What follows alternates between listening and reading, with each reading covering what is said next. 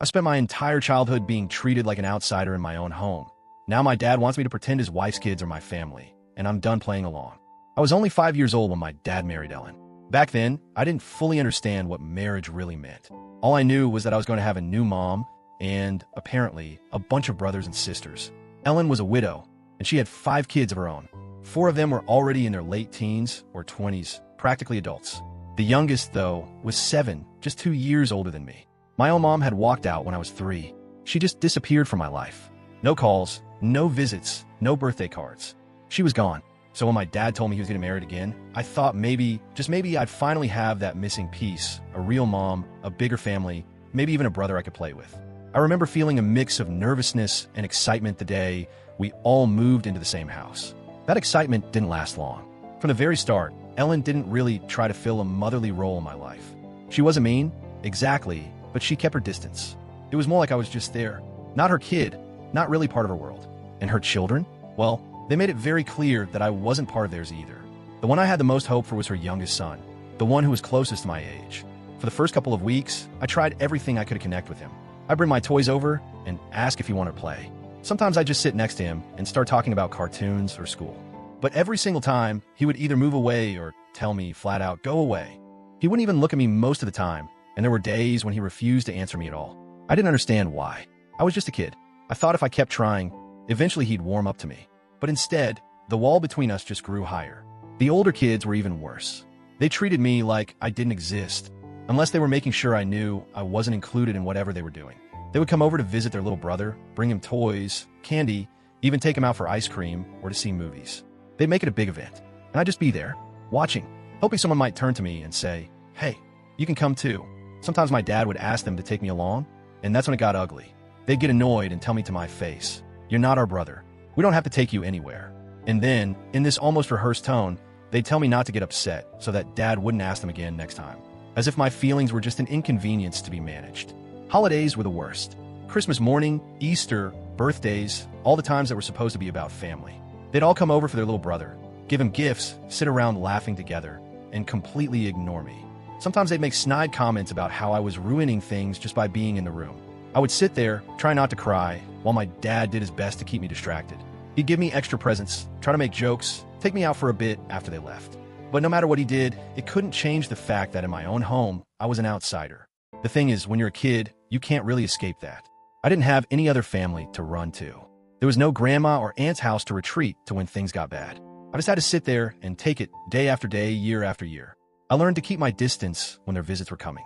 I'd hide in my room or find excuses to be somewhere else. It was the only way to protect myself. But even then, I'd overhear things. Hurtful things. Comments from Ellen's kids about how much better everything was without me. About how, if only my dad wasn't around, their family would be perfect again. I was right there in the next room, hearing every word, and it cut deep in a way I didn't know how to put into words back then. Looking back, I think that was when I stopped expecting anything from them. I stopped trying to be part of their family, because it was painfully clear they'd never see me that way. And somewhere inside, I started counting down the days until I could get out of that house for good. By the time I hit my teenage years, the message had been drilled into me 1,000 different ways. I was never going to be part of that family. I wasn't their brother, their cousin, or even someone they felt obligated to be polite to. I was just the kid dad brought along. I learned to disappear when Ellen's kids came around. I'd spend hours in my room, pretending to be busy just to avoid the awkwardness of being ignored in plain sight. Sometimes Dad would knock on my door, try to coax me out, say things like, come on, they're not so bad. But I knew better. Every time I stepped into that room with them, I could feel it, the subtle looks between them, the shift in tone, the way the air got colder. I didn't have to be told I wasn't welcome. It wasn't just the visits, either. Living in that house day to day felt like walking on eggshells. Ellen's youngest, the one I used to think I could be friends with, acted like I was some kind of shadow following him around. If I sat at the kitchen table, he'd grab his plate and leave. If I started watching TV, he'd change the channel without a word or walk out. Sometimes, he'd refuse to answer me at all, like my voice didn't even register. And Ellen? She didn't exactly encourage any connection between us. She wasn't openly cruel, but she wasn't a buffer either. If her kids excluded me, she stayed silent. If they made cutting remarks, she didn't step in. It was as if she'd decided that since I wasn't her son, I wasn't her problem. By the time I was 16, I had already started mentally planning my exit. I didn't have money saved, not really, but I had this burning determination to get out the second I legally could. I I started working part-time jobs, telling myself every shift was one step closer to freedom. I kept a mental countdown, crossing off years, then months, then weeks. Things got even harder in those last 2 years. The comments I overheard became sharper. Ellen's kids would talk about how much better things would be if Dad wasn't there. And by extension, if I wasn't there. Sometimes they didn't even wait for me to leave the room to say it. It was like they wanted me to hear, to remind me I was an intruder in their perfect little bubble. When I turned 18, I didn't throw a party. I didn't invite friends over, or even tell most people it was my birthday. Instead, I quietly started packing my things, the few things I actually owned. Clothes, a box of old toys I couldn't quite let go of, and a couple of books. That was it. I told Dad I was leaving. He looked shocked, maybe even a little hurt, but he didn't try to stop me. I think deep down he knew this was inevitable. I didn't have a solid plan. I ended up couch surfing at friends' places for months. Some weeks I'd stay with one friend, then move to another's house when I started feeling like a burden. I worked odd jobs, stocking shelves, delivering food, cleaning, anything to scrape together enough money for rent. There were nights I went to bed hungry. There were mornings I woke up wondering if I'd made a mistake leaving without a real safety net. But even with all the uncertainty, I felt lighter. I didn't have to tiptoe around people who didn't want me there. I didn't have to pretend that family dinners weren't just another exercise in exclusion. I was free from that constant, low-grade humiliation that had been my normal for over a decade. Eventually, I managed to move in with a couple of friends who were also just starting out on their own. The place wasn't much, small, a little rundown, the kind of apartment where you can hear the neighbors arguing through the walls. But it was mine. For the first time, I had a space where I could breathe without feeling like an outsider in my own home. Dad and I kept in touch, but only on the surface. We'd text every once in a while, maybe have a short call.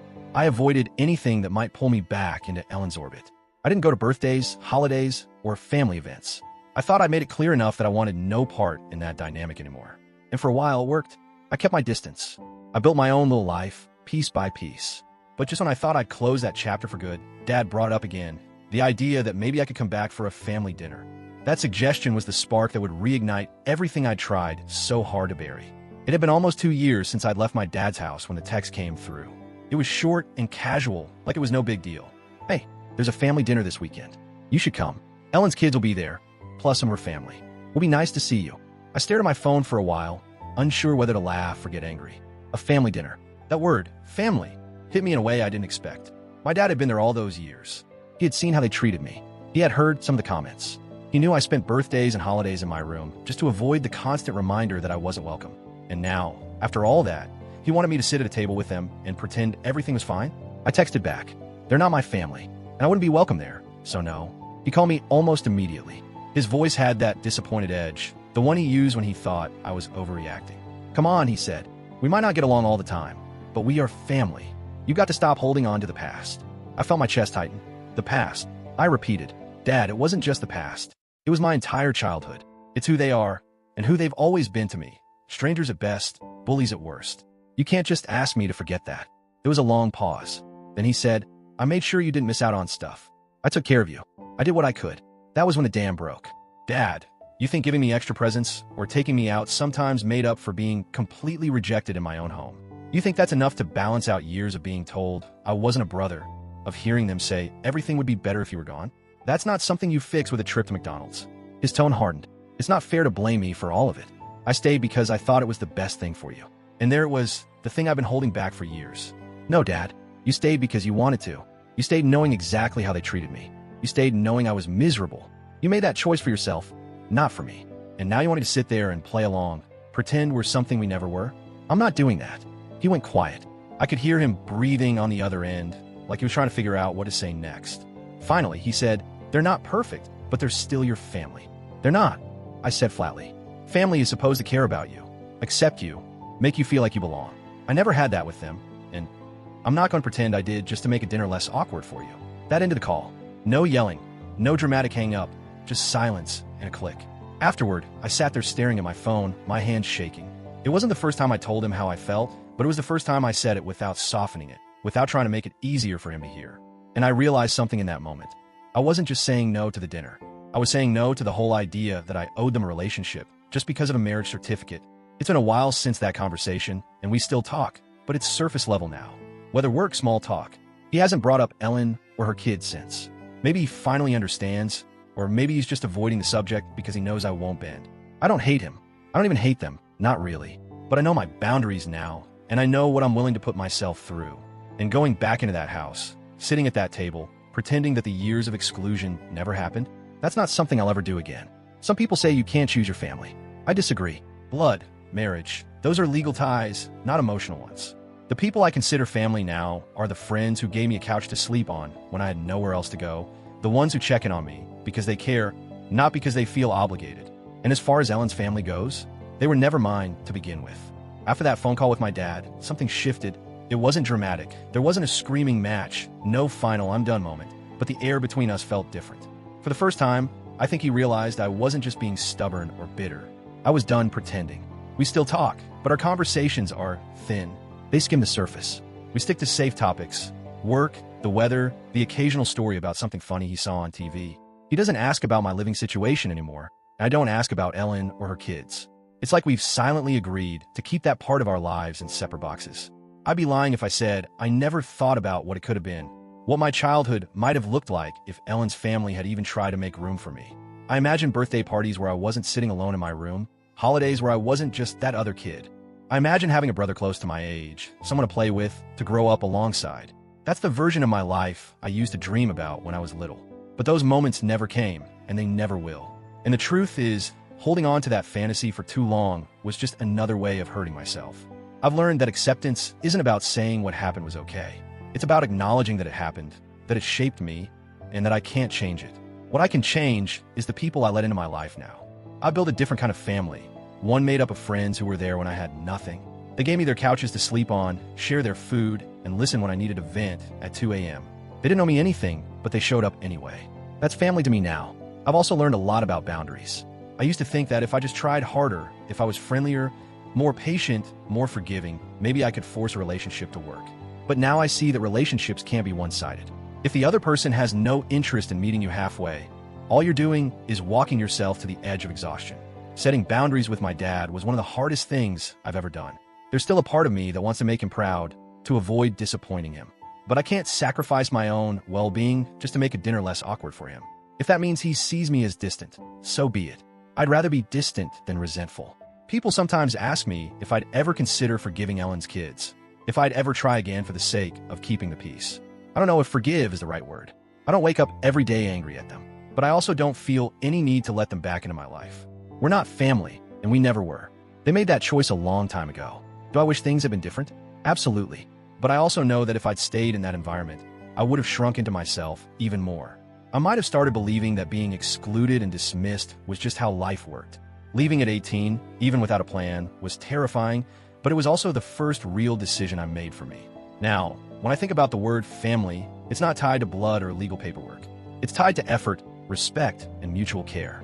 It's the people who ask how you're doing and actually want to hear the answer. It's the ones who remember your birthday without Facebook reminding them. It's the ones who make space for you at the table without you having to ask. My dad still hasn't brought up another family dinner. Maybe he knows it would just end the same way. Or maybe he's holding out hope that I'll change my mind someday. If that day ever comes, it won't be because I feel guilty. It'll be because something has genuinely changed, and I don't see that happening. For now, I'm okay with where things are. I've made peace with the fact that my relationship with my dad is complicated. I've accepted that some wounds don't heal just because enough time has passed. And I've learned that it's possible to love someone while also keeping them at arm's length. I guess that's the biggest lesson I've taken from all of this. You don't owe anyone your presence just because of a title. Family isn't about the name on your birth certificate. It's about the people who make you feel like you belong. And if you never had that growing up, you're allowed to go out and build it for yourself. It's been a while since that last conversation with my dad. Long enough for the initial sting to fade, but not long enough for me to forget why I drew the line in the first place. I don't wake up thinking about Ellen's kids or replaying every slight from my childhood. But when I hear people talk about their families, their siblings, their home, there's still a little ache. Not jealousy exactly, more like a reminder of what I didn't have. I've had people tell me I'm too harsh, that family is family, and I should just let the past go. They don't understand that for me, the past wasn't a single fight or a misunderstanding. It was years of being shut out of my own home.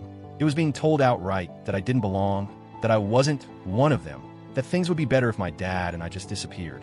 That's not something you just brush off because time has passed. And honestly, I've made peace with not having that traditional family bond. My life now is full in ways I didn't expect. I have friends who treat me like a brother, who show me more kindness and loyalty than I ever got from people who shared a roof with me. I've learned to build connections based on choice, not obligation. If there's one thing my childhood taught me, it's that belonging can't be forced. You can't make someone see you as family just by sharing space with them. You can't earn unconditional love from people who've already decided you don't matter. All you can do is protect your own sense of worth and find people who recognize it without you having to prove it. My dad and I still talk sometimes. I think he's learned not to push the family dinner idea anymore. I'm sure he wishes things were different. Maybe part of him believes that if I just gave him another chance, it might all turn around. But I know better. You can't rebuild something that was never built in the first place. I've thought a lot about whether my relationship with him would be different if he had done more back then. If he had set boundaries with Ellen's kids, stood up for me when they excluded me, or made it clear that I was part of the family whether they liked it or not. I don't blame him for wanting companionship, for wanting a partner after my mom left. But I do resent that his happiness came at the cost of mine. The truth is, I'll never know what could have been. I can only work with what was. And what was lonely. These days, I choose my people carefully. I don't chase relationships that drain me. I don't force myself into spaces where I'm not wanted. And I sure as hell don't sit at tables where the seat for me is purely for show. Some might see that as cold. I see it as self-respect. I know there are people out there right now living in situations like mine. Kids who spend holidays pretending they don't hear the laughter from the other room. Young adults counting down the days until they can move out and finally breathe. If you're one of them, hear me when I say this. You are allowed to walk away. You're allowed to stop trying. You are allowed to build your own family, even if it doesn't look like what you thought it would. I'm not saying it's easy. It wasn't for me. Leaving without a plan, without money, without a safety net, it was terrifying. But the moment I was free from that constant rejection, I started to heal. Slowly, quietly, in ways I didn't even realize at first. So when people ask me now, would you ever go back? Would you ever try again for your dad's sake? My answer is simple. I've already tried. For years. And at some point, trying becomes begging. I'm done begging. Family, to me, isn't about who's on the guest list at Christmas. It's about who you'd want in your corner when life falls apart. Who shows up for you without keeping score? Who makes space for you without being asked? Ellen's kids never did that for me. My dad didn't protect me from them. And that's the reality I live with. I can accept it without pretending it was okay. So no, I won't be at any family dinners. Not now. Not ever. But I will be at my friends' tables, laughing over takeout, celebrating each other's wins, and showing up when it counts. And that's enough for me. What about you? If the people you grew up with made it clear you weren't one of them, would you still call them family? Or would you walk away like I did?